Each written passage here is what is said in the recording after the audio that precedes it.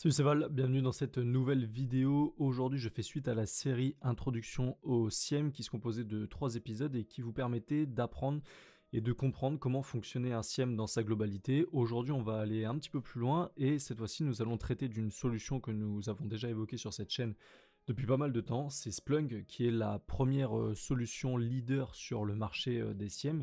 Et aujourd'hui, je vais m'aider, encore une fois, de TryHackMe qui va nous permettre de comprendre un peu mieux comment fonctionne Splunk, quels vont être les différents composants de Splunk. On va également voir comment l'utiliser grâce à un lab qui nous est fourni directement par TryHackMe.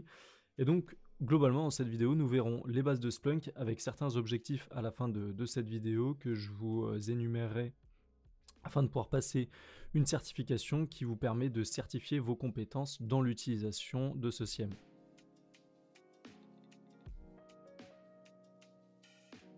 Donc on va commencer cette room comme d'habitude, elle est en anglais, donc je vais vous faire la traduction en live. Encore une fois, si vous n'avez pas vu les précédentes vidéos sur l'introduction au SIEM, je vous recommande fortement de les regarder puisque ça vous aidera à mieux comprendre l'environnement dans lequel on va évoluer, notamment grâce à Splunk. Donc, on nous rappelle ici que Splunk est un des leaders dans les solutions SIEM sur le marché mondial, qui a d'ailleurs été racheté par Cisco très récemment. Splunk permet la collecte, l'analyse et la corrélation des différents journaux d'événements sur un réseau et également sur des autres, donc des machines. Dans cette room, nous allons donc explorer les bases de Splunk, les fonctionnalités, que nous fournit Splunk, notamment la capacité de pouvoir améliorer notre vision sur un réseau et également de pouvoir accélérer notre détection dans les anomalies qu'il va y avoir sur notre fameux réseau et sur nos différentes machines au sein de notre périmètre. Donc si vous êtes tout nouveau dans le SIEM, il vous recommande de regarder bien sûr l'introduction au SIEM que je vous ai fait juste avant en 3 épisodes, donc encore une fois les liens seront en description. Les différents objectifs que nous allons couvrir dans cette room, donc on va tout d'abord avoir une overview, une vue assez générale de Splunk, quels vont être les différents composants de Splunk et comment il va fonctionner, les différentes voies pour directement envoyer des journaux au sein de Splunk et on verra en tout dernier lieu la normalisation des logs et on verra notamment, si je ne dis pas de bêtises, dans la partie adding data, on verra une investigation, entre guillemets, plus une utilisation de base, des champs de base sur Splunk. Donc on va revenir sur notre Connect with Lab. Donc ici, on va faire Start Machine. Et donc on a accès à la machine pendant 2 heures.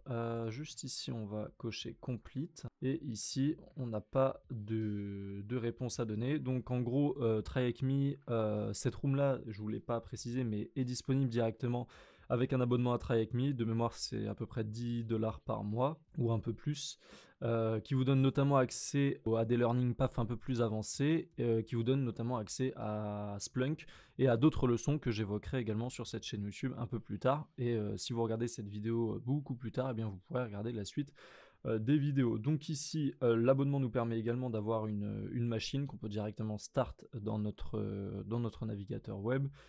Il n'attend pas plus de réponses. Je vais juste retenir l'adresse IP qu'on doit avoir ici. On va attendre un petit peu.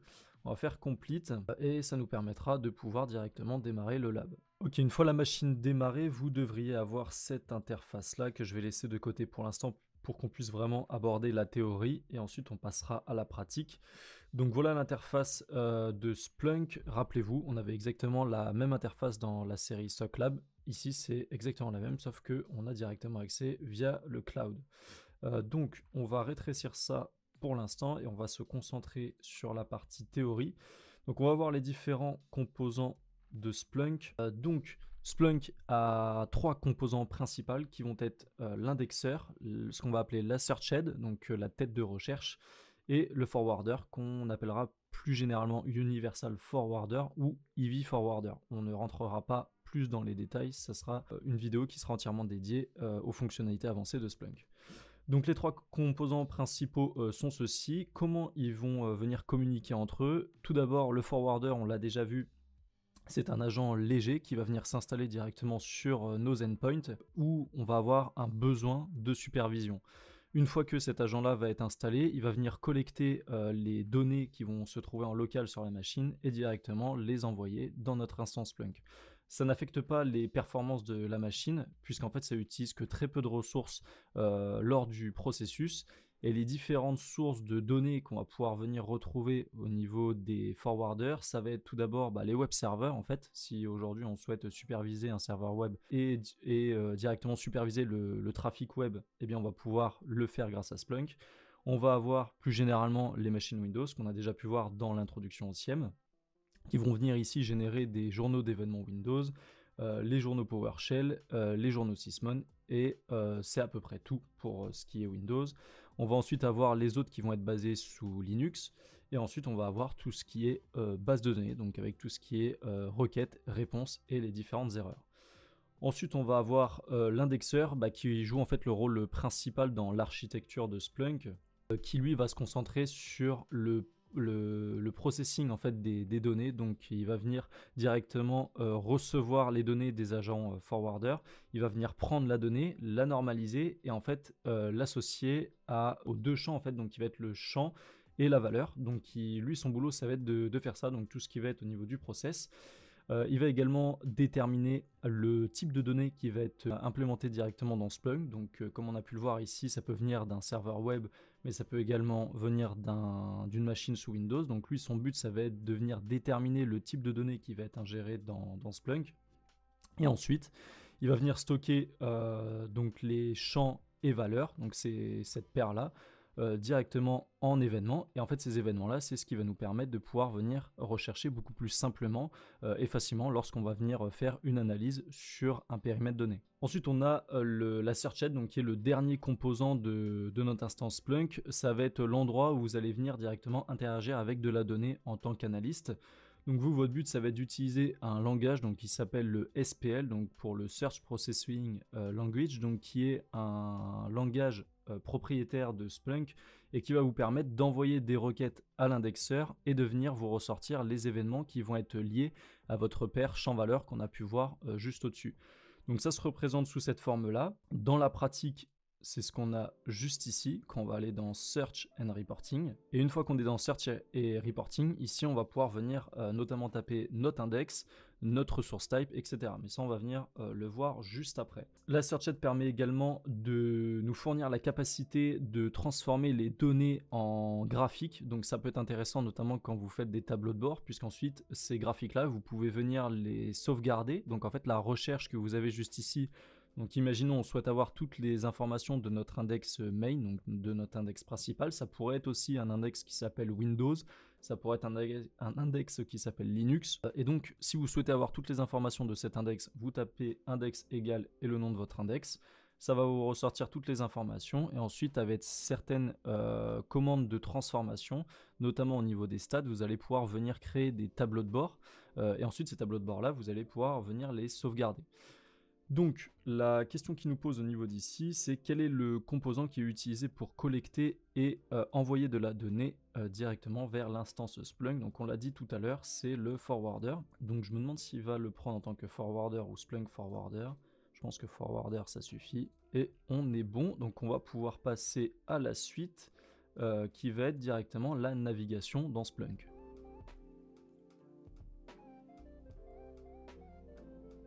On va passer maintenant à la partie navigation dans Splunk. Pour ça, je vais m'aider de la machine virtuelle qu'on a lancée juste avant, ce qui va me permettre de pouvoir scinder l'écran en deux. Et je vais revenir sur la page d'accueil. Alors, quand vous arrivez sur l'écran d'accueil de Splunk, vous avez différents composants qui sont affichés. On va les détailler au fur et à mesure. Donc, tout d'abord, ce que vous allez avoir ici, c'est la top bar. Donc la top bar, c'est ce qui vous permet notamment d'accéder ici à Splunk Enterprise, donc de retourner en fait à la page d'accueil. Je vais essayer d'aller assez vite sur cette section puisque en réalité, en fait, les informations sont plutôt simples à comprendre. Ici, on peut avoir les différents messages qui sont liés au système de Splunk. On va avoir les paramètres qui vont s'afficher d'une façon différente selon le rôle que vous allez avoir sur Splunk. Sur Splunk, il y a 3 rôles à connaître qui sont le user, le power et l'admin. Donc en fonction des rôles que vous allez avoir, vous allez pouvoir accéder à différents paramètres. Ensuite ici, on va avoir les activités. Donc les activités, on va notamment retrouver les jobs. Donc les jobs, ça va être les différentes requêtes que vous allez lancer et qui vont prendre du temps en arrière-plan pour pouvoir récupérer de la donnée. Donc vous allez directement pouvoir y accéder ici. Vous allez pouvoir également stopper vos recherches si par exemple elles prennent trop de performance en termes de ressources sur votre système. Et ici, après, on a juste un onglet Help qui vous permet d'accéder directement à la documentation. Ensuite, au niveau de notre barre latérale gauche, on va avoir accès aux différentes applications. Donc l'application principale qu'on va venir utiliser, c'est Search and Reporting, donc qui nous permet de venir récupérer de la donnée au niveau des index, comme on a pu voir juste avant. Et ensuite, on va avoir d'autres applications qui vont être installées. On a notamment la capacité de pouvoir générer des événements avec EventGen. Et donc ça, c'est une application qu'on va pouvoir venir installer directement dans Splunk. Donc on ne le fera pas dans cette vidéo, mais c'est à savoir, vous pouvez générer des événements pour pouvoir vous entraîner directement en local. Donc pour ça, c'est très simple. Vous allez sur le site de Splunk, vous téléchargez une instance comme on l'a fait pour SocLab, vous connectez votre machine à Internet et vous pouvez directement télécharger cette application-là et générer des événements en local pour pouvoir vous entraîner à faire les requêtes SPL. Donc voilà globalement pour ça, je l'ai détaillé. Et ensuite on va passer à la partie ajout de la donnée directement dans Splunk. Donc comme on a pu le voir dans la partie SocLab, on a différentes manières de pouvoir ingérer de la donnée dans Splunk. On peut le faire automatiquement grâce au forwarder. Pour ça on va donc se rendre ici sur Add Data, donc on peut le faire directement ici. On peut également aller dans Settings et venir rajouter directement de la donnée au niveau d'ici. Donc on va aller sur Add Data, et quand on est sur Add Data, on va pouvoir venir soit rajouter directement de la donnée qu'on a en local, soit directement de la donnée qui va être liée aux fichiers et aux ports sur notre instance Splunk, ou soit directement depuis un forwarder. C'est d'ailleurs notamment une question qui nous pose à la fin. In the Add Data tab, which option is used to collect data from file and port? Donc ici on est bien sur l'option Monitor, donc on va taper Monitor et je vais vous montrer juste après la partie dashboard. Donc pour la partie dashboard, on va revenir grâce notamment ici à la top bar sur notre page d'accueil, et au niveau d'ici vous allez pouvoir également venir récupérer en fait des dashboards qui vont notamment vous permettre de pouvoir visualiser la donnée beaucoup plus simplement. Donc soit vous pouvez directement la voir ici, ou soit quand vous allez dans Search and Reporting, ici vous pouvez également avoir accès directement à vos dashboards. Donc nous ici on n'en a pas qui sont installés par défaut sur Splunk, alors il y en a certains qui sont ici mais qui ne correspondra pas à ce que je veux vous montrer aujourd'hui. Donc voilà globalement. Donc ça c'était notre top bar. Ensuite on a ici la deuxième barre qu'on va pouvoir utiliser pour venir faire notre recherche. Aller au niveau des tableaux de bord, des rapports, des alertes, des data assets et tout ce qui va être données analytics, mais ça on le verra un petit peu plus tard.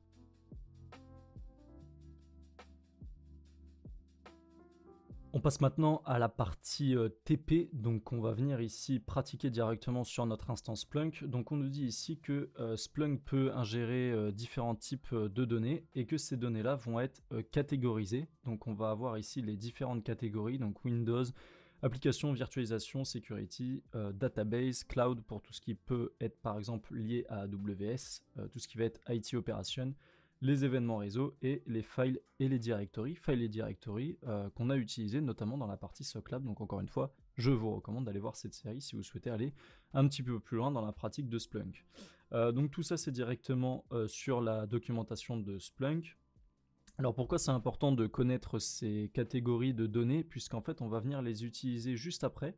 Donc on va ici venir télécharger le fichier de données, je vais l'enregistrer dans mes téléchargements et je vais venir l'enregistrer directement dans Splunk. Dans ce TP on nous dit qu'on va se concentrer sur les journaux d'événements liés à tout ce qui va être connexion VPN. Donc pour ça on va venir rajouter nos données directement en cliquant sur Add Data. Vu que c'est un fichier en local, on va venir cliquer sur Upload. Donc dans le cas où si vous avez une instance en local, comme j'ai moi de mon côté, mais on va utiliser la VM, vous téléchargez bien le fichier et vous allez l'importer de la même manière que je vais le faire ici. Nous pour cette room, les fichiers sont directement dans la partie root et room. Donc on va directement se rendre dans la partie root et on a la partie juste ici et Splunk Basics qui doit être juste ici, et on a les fichiers VPN. On va faire Open, ce qui va nous permettre de les importer. Une fois que ça c'est fait, on va cliquer sur Next. Ici, ça va nous sélectionner directement et ça va nous détecter le type de données qu'on a voulu importer. Donc ici, il voit que c'est du JSON. On voit bien que les champs sont parsés. On voit notamment le nom de la compagnie, les actions, l'event time, le time, et après tout ce qui va être au niveau des index. On va faire Next. Ici, au niveau des index, donc vous voyez qu'on en a déjà qui sont créés par défaut. On va venir en créer un nouveau cette fois-ci et on va l'appeler VPN. Et on va l'appeler logs. On clique sur save. On va venir ici sélectionner notre VPN log si ce n'est pas déjà fait. On va cliquer sur review. Ici, on a le résumé et notamment ici, ça nous permet de voir si on a fait une erreur. Donc ici, on voit que host, je n'ai pas changé le host. On va juste lui rajouter la partie host. On va lui mettre connexion, comme on a pu voir dans le GIF. Ensuite, on clique sur review. On voit que tout ça, ça a bien été indexé. On fait submit. Et on fait Start Searching. Et selon le type de données que vous allez importer, ça peut prendre un peu plus de temps. Là, on est sur un fichier JSON, donc c'est relativement assez court à venir indexer la donnée. Donc on a au total 2862 événements. Ici, on a un host qui s'appelle connexion, puisqu'on est sur un truc vraiment basique. Donc vous pouvez le nommer comme vous le souhaitez. Ça n'a pas vraiment d'impact pour ce TP. On est bien sur l'index que nous avons créé précédemment, le source type qui est bien du JSON, puisque notre fichier est du JSON, et ici on a directement notre fichier source JSON. Donc à partir d'ici, on va venir répondre aux questions, upload the data attached to the task, and create an index VPN log, how many events are present in the log files. Donc on a bien 2862 événements, on va le nommer juste ici. Alors sûrement qu'il va venir le prendre sans la virgule, voilà. Et ensuite, combien d'événements, donc combien de journaux d'événements sont liés à l'utilisateur Malena. Donc ici, on a plusieurs possibilités pour venir rechercher cette information. Soit on va venir ici taper le nom, donc ici on voit qu'on a une autocomplétion qui se fait et on peut venir rechercher ici notre utilisateur. Ou soit on a la possibilité de venir chercher dans les champs qui sont existants directement ici, username, et ici on voit qu'on a Malena, donc on va cliquer dessus, et ensuite ici on voit qu'on a 60 événements. De la même manière, si je reviens en arrière, et qu'on regarde ici dans notre top, donc en fait ici ça nous affiche notre top 10 des utilisateurs qui ont généré des événements sur cet index, et bien on voit que ici on a bien le nombre d'événements qui est affiché juste ici pour Martine. Donc ici on voit que Martine a 56 événements, et si on retourne ici sur Malena, on voit qu'on en a 60. Donc ici on va taper notre 60, on va faire submit. Et ensuite, on a What is the name associated with IP 107.14.182.38. Donc à partir de là, le but, ça va être de venir chercher cette adresse IP là. Et on voit qu'on a un champ qui s'appelle source IP. Il y en a plus d'une centaine. Donc pour ça, on va venir sélectionner la 107. Donc ça va être très simple. On va venir ici taper source. Ensuite, on a le IP. Nous, c'est égal ici à la 107.14.182.38. On fait entrer. Et ici, ça nous affiche les événements qui sont liés à cette IP. Donc on en a actuellement 26.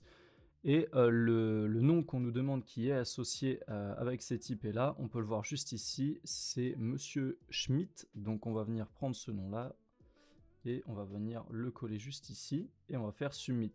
Alors dans un cas réel, dans une investigation réelle, bien sûr, les commandes de recherche sont un petit peu plus longues, mais la logique en fait de recherche reste la même, c'est-à-dire que si vous cherchez une adresse IP en particulier, si vous cherchez sur un périmètre un nom d'utilisateur, des processus qui ont pu être lancés, si on va un petit peu plus loin dans notre requête SPL qu'on ne verra pas dans cette vidéo puisque ce n'est pas dédié à ça, vous pouvez en fait venir ajouter plusieurs champs. Donc si par exemple ici on a une source IP qui est celle-ci et qu'on souhaite chercher un utilisateur, et bien on peut venir le taper juste derrière et ça va venir nous afficher tous les événements qui vont être liés à cet utilisateur-là sur une machine, puisque sur une machine on peut avoir plusieurs utilisateurs. Ensuite, la prochaine question qu'on nous demande, c'est quel est le nombre d'événements qui sont originaires de toutes les countries sauf la France. Donc pour ça, c'est très simple. En fait, on va venir utiliser des opérateurs. Donc je suppose qu'on a la country qui doit être quelque part au niveau d'ici. Ok, donc l'instance a planté, donc j'ai dû la redémarrer. Donc on a été sur la question, quel est le nombre... donc ouais, c'est ça, quel est le nombre d'événements qui sont originaires de toutes les countries excepté la France. Donc pour ça, on doit avoir un champ directement qui est lié au pays. Donc on a le source country. Donc en fait, c'est très simple pour accéder à tous les champs qui sont liés à votre index. Donc vous avez ici un bouton qui s'appelle All Fields. Et ici, vous allez directement tous les avoir au niveau d'ici. Donc nous, on en a un qui s'appelle Source Country. On va venir cliquer dessus. On va venir fermer ceci. Et en fait, quand on va venir ici cliquer sur Source Country, on va pouvoir avoir tous les États. Nous, ce qu'on veut, c'est ne pas avoir la France. Donc ici, si je clique sur France, on va avoir tous les événements qui vont être liés à la France. Pour ça, on va utiliser un opérateur qui va nous permettre de ne pas spécifier le pays France des recherches. Donc on va juste rajouter un point d'exclamation juste devant, qui va nous permettre d'exclure la France de nos recherches. Et ensuite, ça va pouvoir nous afficher tous les événements qui vont être liés aux autres pays. Donc dans notre cas, combien y a-t-il d'événements? On en a 2814. Et ensuite, pour la précédente question, donc pour la prochaine question, combien y a-t-il d'événements qui sont liés aux connexions VPN depuis l'IP 107.3.206.58? On l'a fait juste avant. Je vais vous le flouter pour que vous le fassiez de votre côté également pour éviter de me faire strike par Try Avec Me. Et on se retrouve tout de suite après. Donc c'est très très simple. Vous venez récupérer votre source IP, vous tapez la bonne IP qui est liée à ça, vous rentrez le flag et on se retrouve tout de suite après.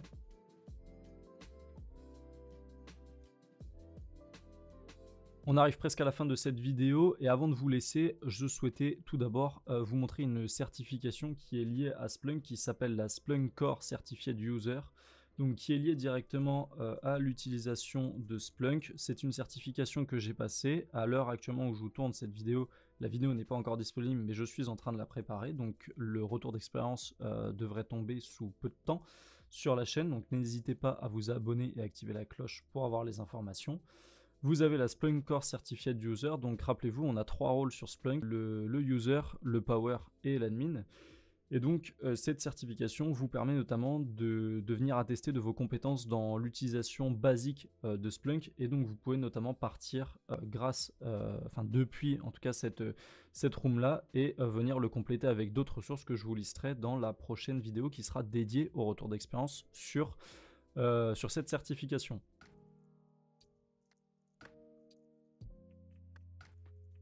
On arrive donc à la conclusion. Donc qu'est-ce qu'on aura vu aujourd'hui? On aura vu comment fonctionne une instance Splunk dans sa généralité, quels vont être les différents composants, comment ils vont venir échanger entre eux, donc entre la searchhead, l'indexeur et le forwarder / EV forwarder. Dans les prochaines vidéos, on verra des investigations beaucoup plus profondes sur Splunk, donc n'hésitez pas à commenter, à vous abonner, à partager. Ça permet moi d'avoir votre retour et de pouvoir vous présenter d'autres investigations qui vont être beaucoup plus approfondies et beaucoup plus rapprochées de ce qu'on peut réellement avoir en tant qu'analyste SOC lors d'une investigation d'un incident de sécurité. On se retrouve pour une prochaine vidéo. Prenez soin de vous. Ciao ciao.